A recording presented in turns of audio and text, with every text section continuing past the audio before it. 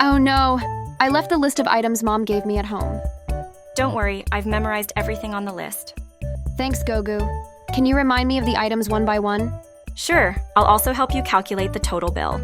No need, I'll write a Python code for it. That's a great idea. By the way, Gogu, do you know how bills are created at counters? Do they use a program for it?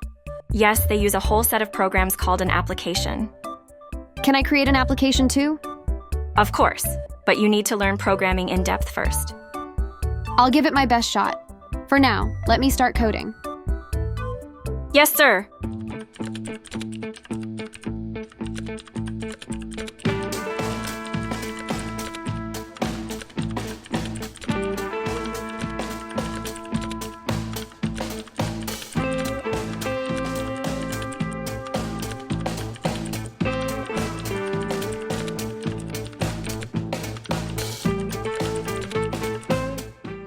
The total amount is Rs 180. Mom gave me Rs 500.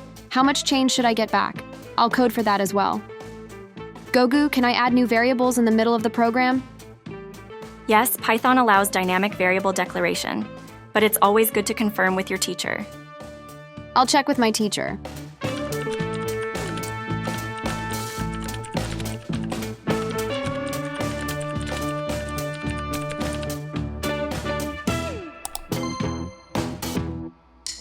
It shows 320 rupees.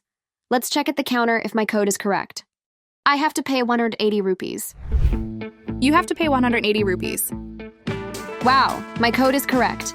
I'll show it to my teacher tomorrow. Hello, friends. Hey, Aadi, you look really happy. Yes, I am. Good morning, everyone.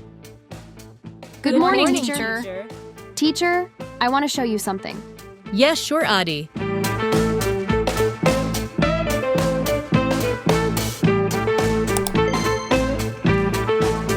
That's fantastic, Aadi. Your code is perfect. But teacher, he declared a variable in the middle of the program. In Python, you can declare variables whenever needed. That's why it's known as a dynamic language. It handles variable declarations as the code runs. Teacher, is Aadi going to buy the same items with the same quantities every time? In the next lesson, I'll show you how to make your program more user-friendly. Thank you, teacher. Hello, friends. I hope you enjoyed today's episode, where Aadi learned how to create a billing system using Python, covering everything from calculating totals to managing changes. Now it's your turn to try coding your own billing program. If you enjoyed the video, remember to like, share, and subscribe. See you next time.